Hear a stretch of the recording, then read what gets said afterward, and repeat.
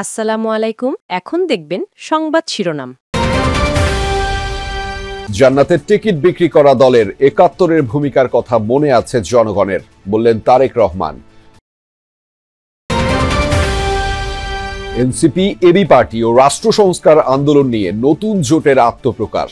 একসাথেই অংশ নেবে নির্বাচনে, সামনে আরও বাড়তে পারে পরিধি। আগারগাঁয়ে মোবাইল ফোন ব্যবসায়ীদের সড়ক অবরোধে সীমাহীন ভোগান্তি। ৩ দফা দাবি বিবেচনায় বৈঠকে বসেছেন নীতি নির্ধারকরা। অভ্যুত্থানের অজ্ঞাত ১১৪ শহীদের পরিচয় শনাক্তে দেহাবশেষ উত্তোলন শুরু। রায়ের বাজারে নিখোঁজদের স্বজনদের ভিড়। এতক্ষণ দেখছিলেন সংবাদ শিরোনাম, এখন দেখবেন বিস্তারিত। দেশের জন্য কঠিন সময় অপেক্ষা করছে, ষড়যন্ত্র হচ্ছে বিভিন্ন জায়গায়। এমন সতর্কবার্তা দিয়ে বিএনপির ভারপ্রাপ্ত চেয়ারম্যান তারেক রহমান বলেছেন, জান্নাতের টিকিট বিক্রি করা দলের ৭১-এর ভূমিকা মনে আছে সাধারণ মানুষের। বলেন, ৭১-এ লাখ লাখ মানুষ হত্যা করে দলটি তাদের জাত চিনিয়েছে। ক্ষমতায় গেলে দুর্নীতির লাগাম টানার পাশাপাশি আইন শৃঙ্খলা পরিস্থিতি নিয়ন্ত্রণে রাখার প্রতিশ্রুতি দিয়েছেন বিএনপির ভারপ্রাপ্ত চেয়ারম্যান। প্রায় ১৪ দিন পর দলীয় কোনো কর্মসূচিতে হাজির হলেন বিএনপির ভারপ্রাপ্ত চেয়ারম্যান তারেক রহমান। আগামীর বাংলাদেশ নিয়ে বিএনপির পরিকল্পনা ছাত্রদলের নেতাকর্মীদের জানানোর কর্মসূচির সমাপনী সেশনে ভার্চুয়ালি যোগ দেন তিনি। আমরা জনগণ যে সিদ্ধান্ত দিবে তাই আমরা মাথা পেতে নেব। তারেক রহমানের বক্তব্যের বড় অংশ জুড়ে ছিল তার দলের দেশের জন্য আগামী দিনের পরিকল্পনার কথা, যেখানে সিঙ্গাপুর, কানাডার মতো দেশ বানানোর স্বপ্ন দেখানো চাইতে গুরুত্ব ছিল স্বাবলম্বী বাংলাদেশের। অঙ্গীকার করেন আগামীর বাংলাদেশ হবে দুর্নীতিমুক্ত ও নিরাপদ। বিএনপি বাংলাদেশকে সিঙ্গাপুরও বানাতে চায় না, মালয়েশিয়াও বানাতে চায় না, কানাডাও বানাতে চায় না, যুক্তরাষ্ট্র বানাতে চায় না।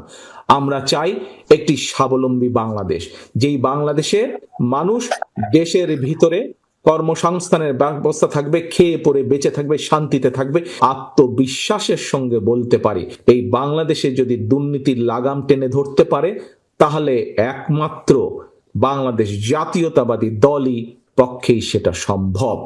তফসিল ঘোষণা নিয়ে আলোচনার মাঝেই আবারও ফেব্রুয়ারিতে নির্বাচনের গুরুত্ব তুলে ধরেন তিনি। সামনে অনেক কঠিন সময়ে অপেক্ষা করছে আমাদের জন্য।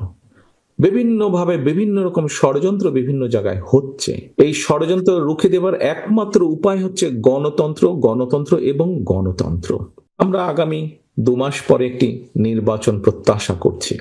এছাড়া ভোট টানতে জামায়াতের নির্বাচনী কৌশলের সমালোচনা করেন বিএনপি।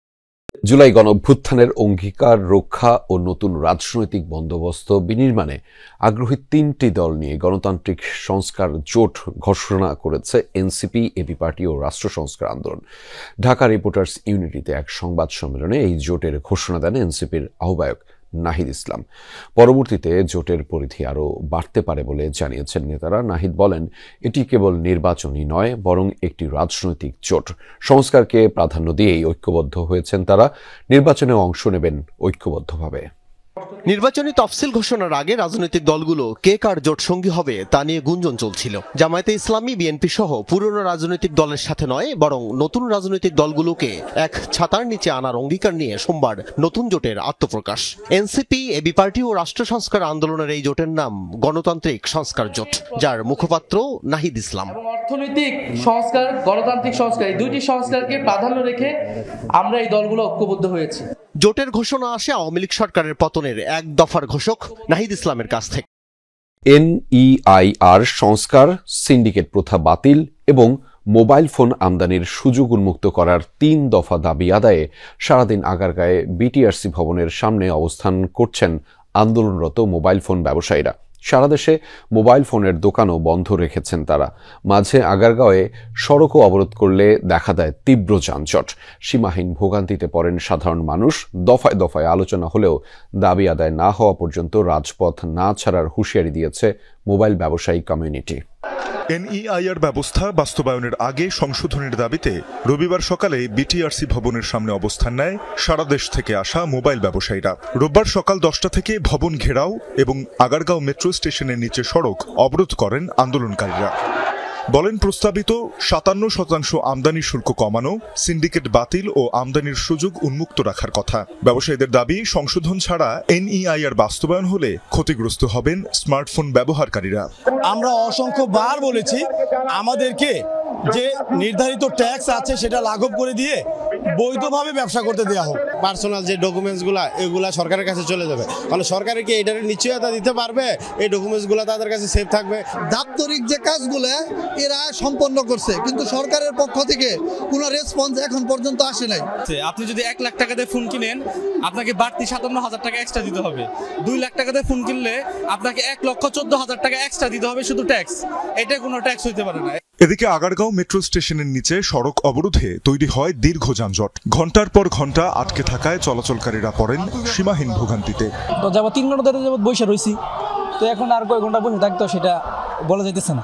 2টার মধ্যেই খাওয়ার কথা, ডায়াবেটিসের রোগী। এখন কয়টা বাজে? সব যাত্রী নেমে গেছে, আমাদের তহবিলে লিখে।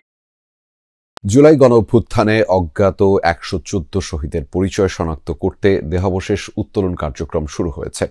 সকালে রায়ের বাজার কবরস্থানের গণকবর থেকে মরদেহ উত্তোলন শুরু করে সিআইডির ফরেনসিক টিম। ডিএনএ নমুনা সংগ্রহ করে পরীক্ষা নিরীক্ষার পর শহীদদের পরিচয় শনাক্ত হলে পরিবারকে মরদেহ বুঝিয়ে দেওয়া হবে। এর আগে সিআইডি প্রধান জানিয়েছেন, আন্তর্জাতিক প্রোটোকল মেনেই শহীদদের পরিচয় শনাক্ত করা হবে। 24-এর গণ অভ্যুত্থানে সব রক্তচক্ষুকে উপেক্ষা করে রাস্তায় নেমে এসেছিল ছাত্র জনতা। স্বপ্ন এক নতুন বাংলাদেশ গড়ে তোলার। সেই অভ্যুত্থানে শহীদ অনেকেরই মরদেহ এখনো খুঁজে পায়নি তাদের পরিবার। রায়ের বাজারের এই কবরস্থানে অনেকটা গোপনে সে সময় আন্দোলনে শতাধিক শহীদকে গণকবর দেওয়া হয়। অভ্যুত্থানের প্রায় 1.5 বছর পর রোববার আদালতের নির্দেশে তাদের পরিচয় শনাক্তে মরদেহ তুলে ডিএনএ নমুনা সংগ্রহের কার্যক্রম শুরু করে সিআইডির ফরেনসিক টিম। শুরুতে সংবাদ সম্মেলন করেন সিআইডি প্রধান। বলেন, মরদেহ উত্তোলন করে ময়নাতদন্ত ও ডিএনএ নমুনা নিয়ে আবার যথাযথ প্রক্রিয়ায় দাফন করা হবে। তারা কিন্তু এতদিন ধরে ঘুরেছেন তাদের সেই সকল স্বজনদেরকে চিহ্নিত করার জন্য। আমরা অবশ্যই দৃঢ়ভাবে বিশ্বাস করি আজকে থেকে যে কাজটি শুরু হবে, আমরা জানি না কতদিন লাগবে, আমরা অবশ্যই আমাদের সেই সকল আনাসদের উত্তরসূরি যারা এখানে শুয়ে আছেন তাদেরকে আমরা শনাক্ত করতে পারবো, যারা বুকের রক্ত দিয়ে দেশকে স্বৈরাচার মুক্ত করেছিলেন। মরদেহ উত্তোলন ও পরিচয় শনাক্তের প্রক্রিয়া আন্তর্জাতিক মানের করতে সিআইডিকে সহায়তা করছে আর্জেন্টাইন একজন ফরেনসিক বিশেষজ্ঞ।